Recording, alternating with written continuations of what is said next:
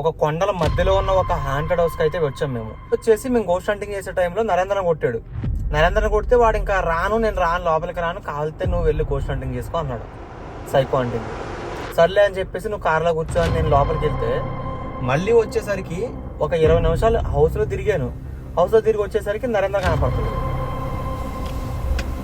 అంతా అడిగిపోయి గైస్ ఎక్కడైతే కనపడలేదు, కొంచెం ఎదరికెళ్ళి చూసి నిజంగా చెప్తున్నా 100% వాడైతే బయటికి ఎక్కడికో వెళ్ళిపోయినట్టున్నాడో. రే